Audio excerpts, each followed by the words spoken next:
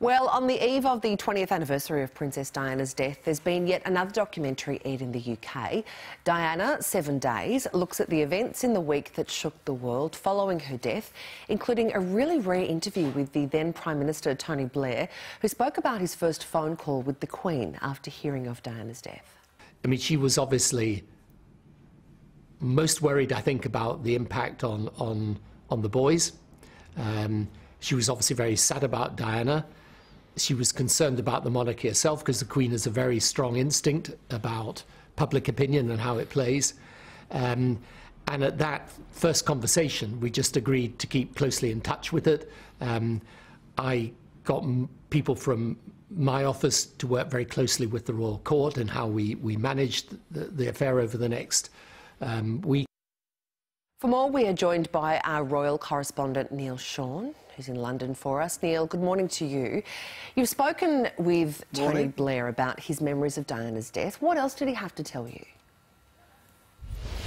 Well, you know, Sarah, it's an interesting story, this. I mean, Tony Blair, I thought, was pretty fascinating on this documentary. And when I met him and we discussed this similar issue, what was interesting was the fact that, you know, you forget what a huge role he was a brand new Prime Minister at the time. He'd had this terrible important event thrust upon him. And I thought he dealt with it in a very, charismatic way, dare I say. You know, he led the people. He did unite, the country at that time.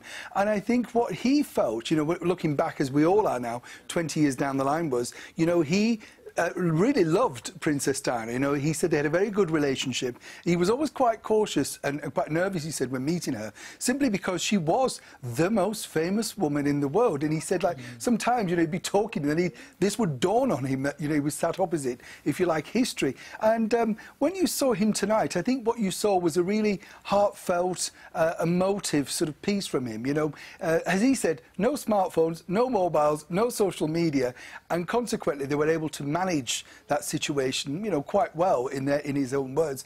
Would they have been able to manage it like that in today's world? Be a totally different story. Yeah. Well, Prince Harry has also opened up about his thoughts on what the paparazzi did after his mother's crash. Have a listen. The people that chased her into the tunnel were the same people that were taking photographs of her while she was still dying on the back seat of the car. And William and I know that. We've been told that numerous times by people that know that was the case. She'd had quite a severe head injury, but she was very much still alive on the back seat. And those people that caused the accident, instead of helping, were taking photographs of her dying on the back seat. And then those photographs made their way back to news desks in this country.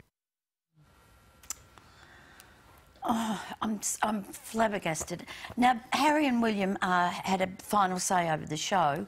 What else did they open up to? Well, there was so much more. According to the people who made the documentary, I mean, just to go back to that little piece there, it was interesting apparently because, as you know, William and Harry are very close, and William is a very, very kind older brother. And obviously, as you can see, as we all saw there, Prince Harry's very emotive speaking about his mum. It's him that wants to get this out, the story out. It could have easily come from William. They both felt very strongly. But what really was, they wanted to sort of.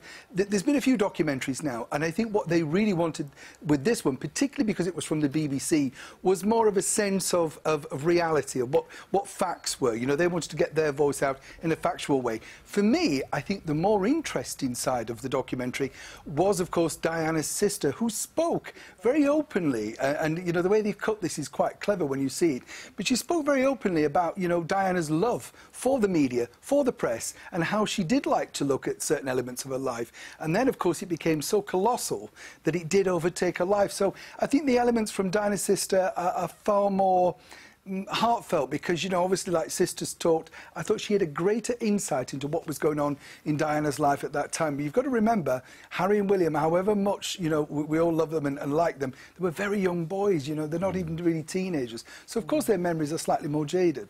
Yeah, absolutely. The press is a strange and amorphic beast.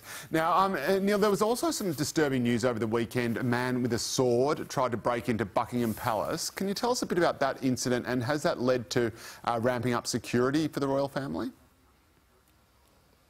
Well, absolutely. Now, listen, what it gets very interesting, what I always find really strange, you know, these terror nutters are complete thickies, you know, because let's pick on a house with the most security in London, with a big gate and lots of police around, try and break in, you know.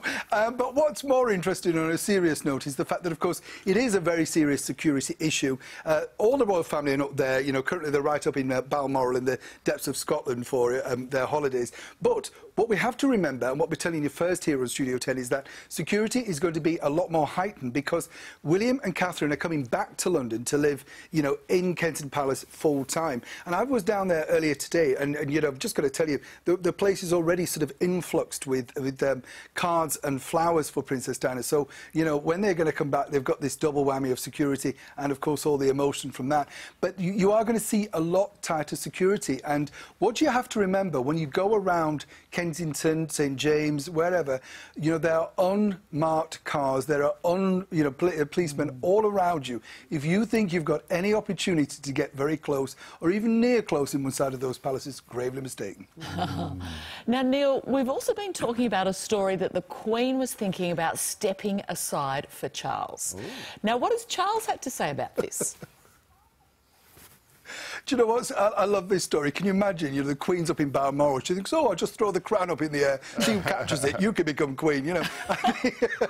Well, this story started from nowhere. You know when you get those silly seasons in the summer where there's no real stories? Let me just clear this up. Prince Charles is, you know, quite happy in his position that he's in. Of course, at some point he has to take on the reins of the job. However, the Queen is not abdicating. She's not giving up the job at all, never will, never wants to. You know, she said in her speech way back in 1953 that it was for life, and of course that's what she means, it's for life.